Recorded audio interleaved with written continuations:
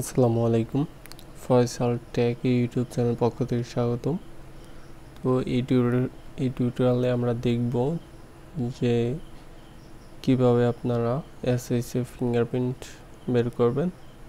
সাধারণত এটা প্রজেক্টের সাথে ফায়ারবেসের কানেক্টের ক্ষেত্রে প্রয়োজন পড়ে, টেম্পোরারিভাবে কানেক্টের জন্য। পাবলিশ করার পরে তো এসএসএ ওয়ান ফিঙ্গারপ্রিন্ট কনসোল থেকেই নেওয়া যায়। তো আগে আমরা এখানে টার্মিনাল ওপেন করতাম, বা এখানে নিচে টার্মিনাল থাকতো। ওপেন করার পরে যদি দিতাম যে গ্রেডেল সাইনিং রিপোর্ট দিয়ে কন্ট্রোল প্রেস করে এন্টার দিলেই আমরা আগে পাইতাম এসএসসি ফিঙ্গারপ্রিন্ট। বাট এখন দেখা যাচ্ছে অ্যান্ড্রয়েড স্টুডিও আপডেট হওয়ার ফলে এভাবে আসতেছে না। তো এটা আপনারা ইজিলি বের করতে পারবেন। এখান থেকেও আগে বের করা যেত, গ্রেডেলের এখান থেকে। তো এখন এইখানে এক্সিকিউট গ্রেডেল টাস্ক যে আছে, এখানে মাউস হোভার করলে এখানে লেখা দেখতে পাচ্ছেন যে এক্সিকিউট গ্রেডেল টাস্ক। তো এটাতে চলে যাবেন। তারপর এইখানে গ্রেডেল যে লেখা আছে এইটুকু মুছে ফেললাম। তারপর এইখানে রান কমেন্টের এইখানে আমরা লিখে দিতে পারি গ্রেডেল সাইনিং রিপোর্ট, হুবহু লিখতে হবে। হুবহু লেখার পরে এন্টার দিব, সিম্পল। এন্টার দিলে আমরা কিন্তু এখানে ডিবাগ ভার্সনের এসএসএ ওয়ান ফিঙ্গারপ্রিন্ট, তারপর এসএসএ 256 এইটাও, এই ফিঙ্গারপ্রিন্টটাও কিন্তু আসতেছে। তারপর আপনাদের প্রজেক্ট ফায়ারবেসে ইজিলি কানেক্ট করে বসিয়ে নিতে পারবেন দুটাই। আমি কানেক্টের সিস্টেমটা একটু দেখাচ্ছি।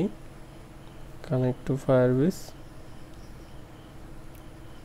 তারপর একটা প্রজেক্টের নেম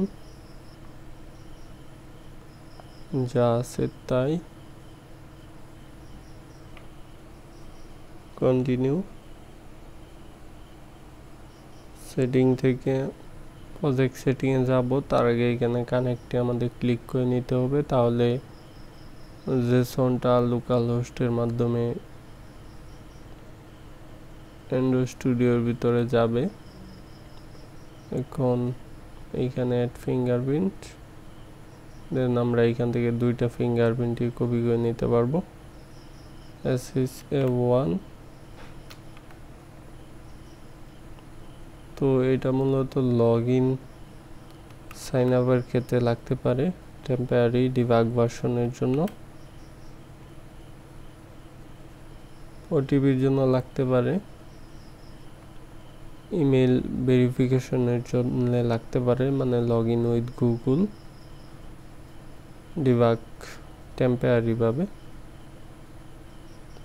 তো এইভাবে আপনারা এসএসসি ফিঙ্গারপ্রিন্ট বের করে ইজিলি করে নিতে পারবেন। আর এইখান থেকে অ্যাপে সরিয়ে নেবেন, তাহলে অ্যাপ্লিকেশনটা রান করতে পারবেন। এইখানে থাকলে তো রান হবে না। তো এই টিউটোরিয়াল এই পর্যন্ত। আল্লাহ হাফেজ।